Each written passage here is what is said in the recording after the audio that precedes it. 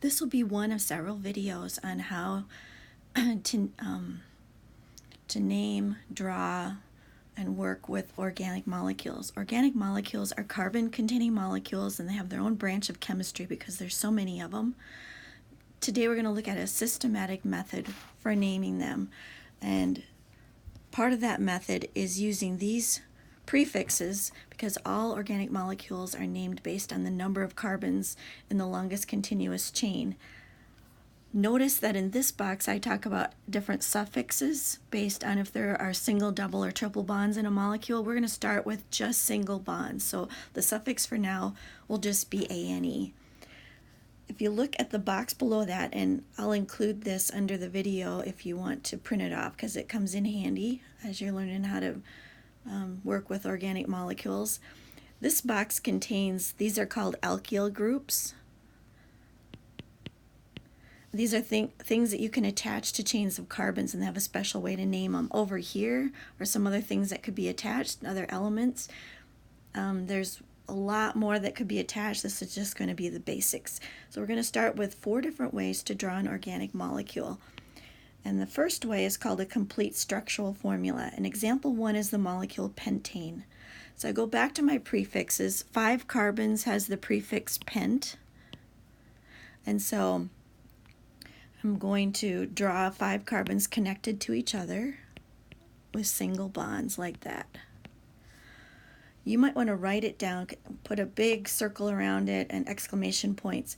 Carbon, because of the geometry that carbon has when it attaches to other molecules, carbon will always have to have 4 bonds around it. Well, right now you see this carbon has only 1 bond. So what am I going to do? I'm going to add hydrogens in to complete each carbon so that each carbon has 4 bonds around it. We'll have some shorter ways we can write it so we don't have to write every single hydrogen. But this would be the complete structural formula for pentane. The next way we can draw it is called the condensed structural formula. And so what I'm going to do, it's going to be on the next page, but I'm going to take and I'm going to write it kind of like a sentence with the letters beside each other. And I'm just going to do it right above here, although there is a spot for it on the next page. So I take the first carbon, what's attached to it beside carbon? 3 hydrogens. I take the second carbon, what's attached to it? 2 hydrogens. Here's the third one. There's even a little shorter way we could write it, and the final carbon has 3 hydrogens attached to it. This would be called the condensed structural formula. There are 2 other ways that we can write it, and the next one is called a line structure. And I think line structures are so awesome. I just love working with them. But if you at your school have a molecule building set where you have the little plastic or wooden elements and you can attach them to each other to build organic molecules, maybe ask your teacher. If you were to connect 5 carbons and all these hydrogens together, it would adopt a zigzag pattern. So when we do the line structures, it's just a shorthand way to just draw a quick structure. Where you start your pencil, that represents the first carbon. Here's the second carbon, third carbon, fourth carbon, fifth carbon, and we zigzag it because of the geometry that carbon adopts when it connects with other molecules. I wish I had time to build one and show you quick what it looks like, but that's actually what it looks like sort of in 3D. And then the last one is the molecular formula. And so I just write each element in that structure, and then I count how many of each one there are. So I count the carbons, there's 5. I count the hydrogens, and there should be 12 of them. So this would be what's called a molecular formula. This is the line structure, condensed, and this is showing all the bonds, the complete structural formula. So I'm going to try it for a few more here. So I'll go to the next page. Hex is how many carbons? It's 6 carbons. So I'm going to draw 6 carbons connected to each other. Try to here. Back to my chart, and I find out that methyl has a formula of CH3. It's a 1 carbon alkyl group. So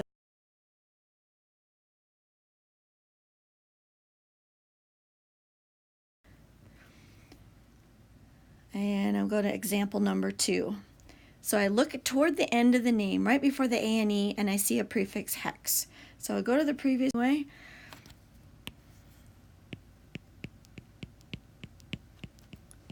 But notice this time in front of that it has 2-methyl. So I go and it says that there's a number 2 in front of it. So that means if I were to number these carbons left to right, 1 through 6, the second one I would have a CH3 group coming off of. Now I want to make sure that every carbon has 4 bonds, but instead of actually writing in the hydrogens, I'm just going to put a dash. So that when you count around every carbon, there should be 4 bonds. This CH3 really is something like this, so it does have 4 bonds also. That I'm going to call that the complete structural formula. I'm not going to show every single hydrogen. The condensed formula, so I start with the leftmost carbon. It's a C with 3 hydrogens. I go to the next carbon. What does it have attached here? A hydrogen. And here is a methyl group. So to show that methyl group attached and not part of the chain of carbons, I put it in parentheses. I go to the next carbon, and it just repeats itself 3 times. And then my final carbon is a CH3. So what does that look like when you have that methyl group on it on a line structure? Well, first of all, I'm going to get my 6 carbons. So here's 1, 2, 3, 4, 5, 6.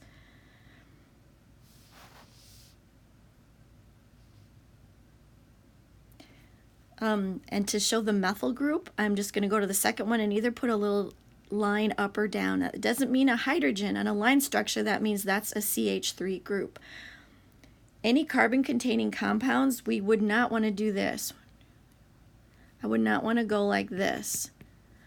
If it has other elements, sure, then I can put those on. But carbons, it's a shorthand method, and so to show the CH3, I'm just going to put that dash. The molecular formula, so how many total carbons are there? I count them, and there should be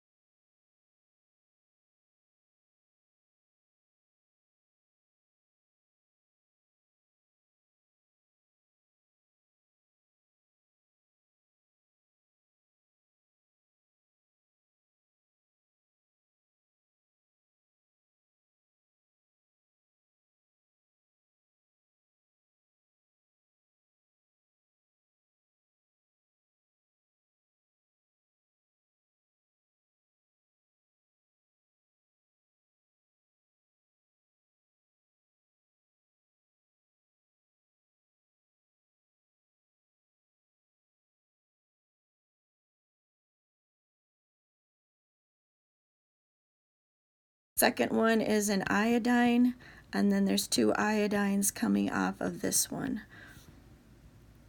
Molecular formula, okay, so count the total carbons. I think there's 8. Total hydrogens, 15, and how many I's? There's 3. And that would be the molecular formula. I just wanted to show one more thing here that I didn't have a very good example of. So if I go down, so say I had an alkyl chain that I wanted to add an ethyl group to. Well, if you look on the front page, if we go back, ethyl groups look like this. They have a formula of CH3CH2. So if I wanted to add that onto a line structure, I would add it like that. See, now there's 2 carbons.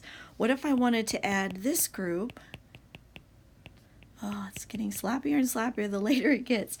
And I wanted to put a propyl group here, so I'd go 1, 2, 3, zigzag it somehow coming off. But if I was doing a complete structural formula and I wanted to put an ethyl group, I would have to show each of the carbons like that. I wished I'd had an example of that for you, but I did not get one in